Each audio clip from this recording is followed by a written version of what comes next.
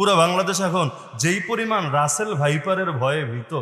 Russell viper মানে কি এই এলাকার কোনো ছেলের নাম না, একটা সাপ দেখতে অজগরের মতো আর কি, কিন্তু পুরো বাংলাদেশ টেনশনে।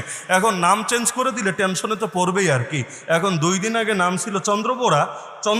চন্দ্রবোরা ছোটবেলা থেকে আপনারা অনেকে হয়তো দেখে এসেছেন, নিজেরা পিটিয়ে মেরেও এসেছেন, মেডিকেলে গিয়ে খোঁজ নেন, ডাক্তাররা ট্রিটমেন্টও করে দিয়েছে। তো এখন নতুন করে নামটা একটু আপডেট হয়েছে আর কি, চন্দ্রবোরা আপডেট ভার্সন নাম এটা এসেছে রাসেল ভাইপার।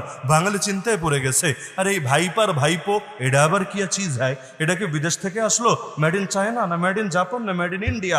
বহু টেনশনে। আর গুজববাজরা তো বসেই আছে, কারণ এগুলো যত মার্কেটে ছড়ানো যাবে, সিলেটের বন্যার কথা মানুষ তত ভুলে থাকবে, ব্যর্থতার চিত্রগুলো তত ডুবিয়ে রাখা যাবে, আর আলেম ওলামার উপরে যত জুলুম হয় এগুলো তো সব মিছে যাবে। ফিলিস্তিন নিয়ে ধোকা খোলা নিয়ে মানুষ বহুত আন্দোলন করছিল, ওই সেন্টিমেন্টটা ঘুরিয়ে দেওয়া যাবে। কারণ আজে বাজে পুরো দেশ ডোবে পানিতে। এই যে আমি সিলেটে যেহেতু বাড়ি, ঈদের দিন ঈদের নামাজও পড়াতে যেতে পারি নাই, 10 কিলো রাস্তা 14 কিলো রাস্তা, এমন পানি সুবহানাল্লাহ। মানে পানি পাড়ি দিয়ে ট্রাক পর্যন্ত রাজি হয় না। ট্রাক যে ভাই তোমার টাকা যত লাগে দিব, খালি এটা পারি করে দিয়ে একটু নামাজটা ধরার ব্যবস্থা করো। না হুজুর, কয়দিন আগে এমন পানিতে নামিয়েছে 40,000 টাকা লেগেছে আমার ট্রাক সারার জন্য, আপনি কত দিবেন? 500, 1000, 2000? আমার 40,000 লাগলে আপনার এই বরকতের আমার দরকার নাই, আমি পারবো না।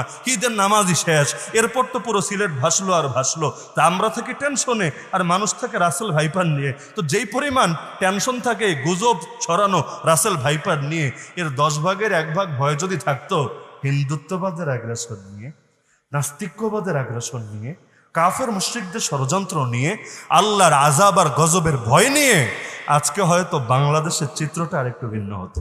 আল্লাহ তাআলা আমাদের সবাইকে হকের উপর অটল এবং অবিচল থাকার তৌফিক দান করুন। আল্লাহ তাআলা আপনাদের নওজওয়ানদেরকে, যারা অনেক কষ্ট করে আজকের এই মাহফিলকে সফল করেছেন, তাদের সবাইকে জামানের ওমর, জামানের হামজা, জামানের খালিদ হিসেবে কবুল করুন। সবাই দুরূদ শরীফ পাঠ করি।